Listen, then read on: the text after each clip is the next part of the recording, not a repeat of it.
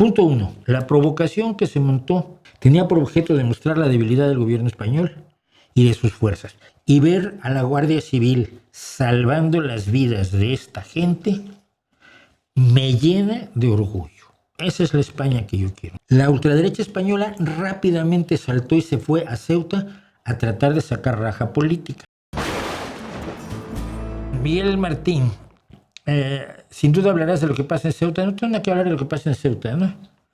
Tu crítica decía con respecto a la actuación del gobierno español. La actuación del gobierno español ha sido excelente.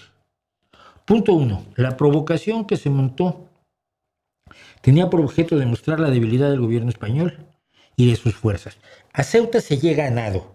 No es una valla como la de Melilla, ¿sí? Son los dos enclaves de España en Marruecos, junto a Marruecos, en el continente africano, del mismo modo en que las Falklands son un enclave británico frente a las costas de Argentina, bastante lejos de las costas de Argentina, por cierto, o Gibraltar es un enclave británico en España. Entonces, en Melilla hay una valla y se la saltan cuando a Mohamed VI se le antoja presionar al gobierno de España por alguna causa. En el caso de Ceuta es a nado. Y la provocación fue armada, todo parece indicar, por el señor Rubio, secretario de Estado, ministro de Interior, pero ministro de Estado de los Estados Unidos. Y entonces el señor Rubio armó esto junto con Mohamed VI en días en que el gobierno de Estados Unidos, en la Cámara de Diputados de Estados Unidos, dijo que Ceuta y Melilla pertenecían a Marruecos, que hace mucho no pertenecen, ¿no? Siguen perteneciendo a España. Y han tenido una serie de acuerdos que se han firmado con Mohamed VI. Entonces esto olía a provocación. Miren, yo voy a decir una cosa.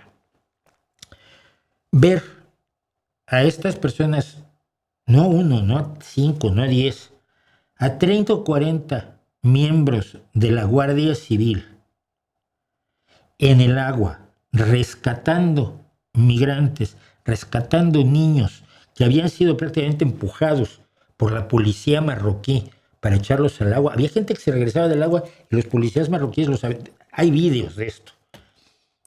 Y ver a la Guardia Civil salvando las vidas de esta gente me llena de orgullo. Esa es la España que yo quiero. No olvidemos que yo soy español por decisión propia. 1. 2. La reacción de algunos socios europeos ha sido lamentable, porque cuando se le llenó de inmigrantes Lampedusa a Meloni, nadie dijo que cancelaba el Tratado de Schengen para el libre tránsito dentro de la Unión Europea. De pronto ella decide que lo cancela porque hay gente en Ceuta. Entraron alrededor de entre 40 y 50 mil, no, entre 45 y 50 mil personas en un día. 3 días después, 38.500 ya estaban de regreso. Ahora ya pasan de 40.000 los que regresaron, los que fueron regresados. La ultraderecha española rápidamente saltó y se fue a Ceuta a tratar de sacar raja política. 3. Hay uno que no sé cómo se llama, pero dice que estaba gritando que lo persiguió un marroquí, un emigrante marroquí con una navaja. Lo estaba persiguiendo un ceutí que estaba hasta el gorro de él y no traía ninguna navaja. Pero este va a correr y dice, trae una navaja. ¿Por qué? Porque a esa derecha le gusta hacerse la víctima. Son muy valientes, pero ay, pobrecito de mí. Vito Quiles, el provocador número 1 del nazismo español, se fue a encerrar en una tienda diciendo que los malvados marroquíes inmigrantes se estaban poniendo capuchas para atacarlo. Y hay un video maravilloso, está una trabajadora de allí que lo mira, y luego la entrevistaron y dijo que pues es que este famoso decía que se estaban encapuchando para atacarlo, y eran los suyos que estaban encapuchando para armar el lío con los inmigrantes, pero él se estaba haciendo la víctima. Y los de Núcleo Nacional también trataron de irse, que es una organización nazi española, trataron de irse y también la gente los echó. A ver, los ceutíes saben cómo manejar esto, saben cómo manejar estas provocaciones, y lo que no aceptan es que vayan unos señores a decirles que lo que tienen que hacer, sobre todo porque muchos ceutíes tienen raíces étnicas marroquíes, como las raíces étnicas variadísimas que tiene toda España.